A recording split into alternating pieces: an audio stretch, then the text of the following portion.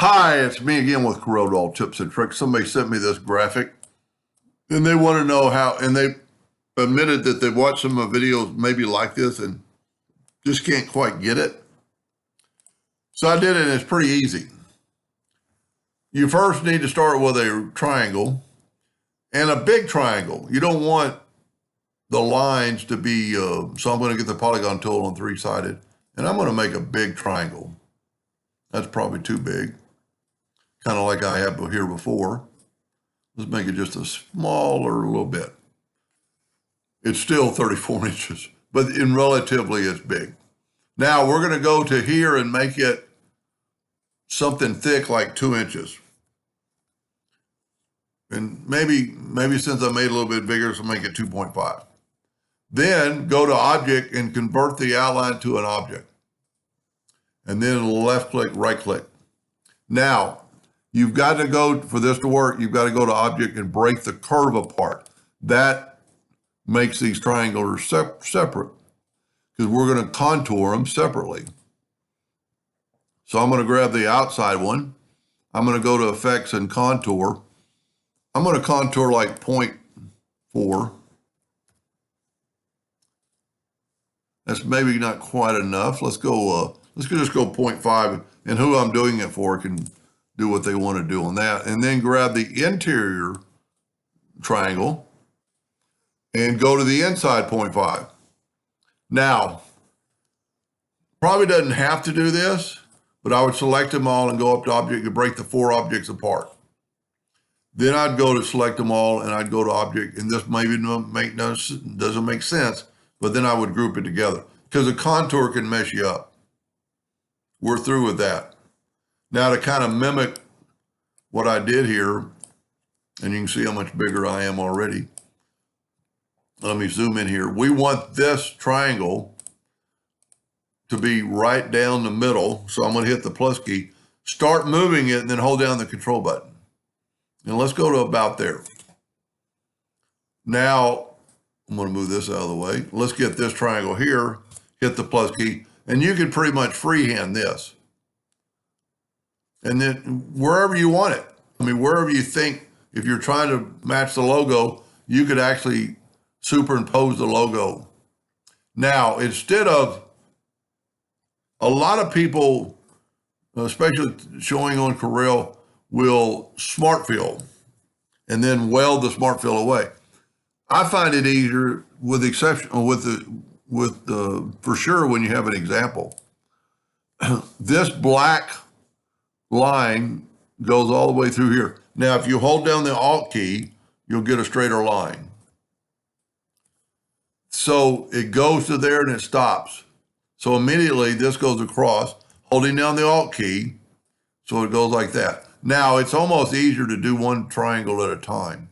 This one goes through, Alt key. This one goes, so I'm just kind of continuing this all the way around. Now, if you can see that we're going downhill and we have this goes across. See the X's or the parts that are in there does not matter. Now we need to take this one, holding down the Alt key and just slice through it. And then just kind of look to make sure you don't have crosses, double lines going anywhere, and you're really done. If you don't have any double lines, and then just take the Smart Fill tool and just filling in all the bigger spots and that space that we contour, and then select it all and right click, no outline. And there you have it. Let's look at it with I haven't used a yellow background in a long time for some reason. It'll make it pop out, make those open spaces pop out. Anyway, so if you need it exactly like this, I would start with a triangle. This picture is a little bit skewed.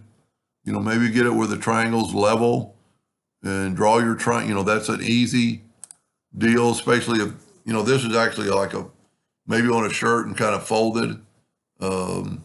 Take your polygon tool, set on three-sided, and just draw a three-sided polygon and then put it kind of like, well, that's pretty close. And then hold down the shift key and make it grow. Kind of get it in the middle. And if you do that, then maybe set your nudge factor on something pretty low, like 0.01. And then that way you can nudge that line around a little bit. And we might not be perfectly level yet, but that's about the same. That's about the size of the triangle. Then from there, you could go and make it, let's make it 1 inch. See, it's not even near the thickness of that line. So 2 inches is pretty close, maybe 2 1/4.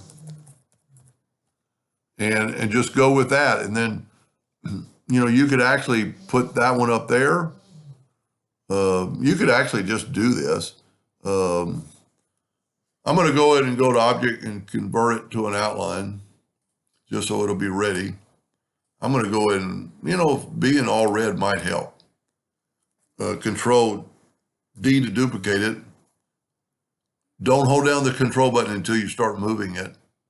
This is if you have to get that label, letter, or logo exactly. And if I was going to start doing it again, I would make sure that that my letters were even on my page.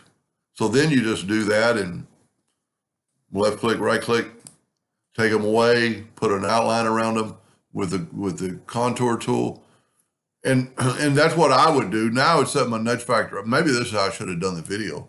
Let's set the nudge factor on. I'm still 32 inches big. 40 inch, let's go 35. And then take this one and nudge out of the way. Nudge this one out of the way.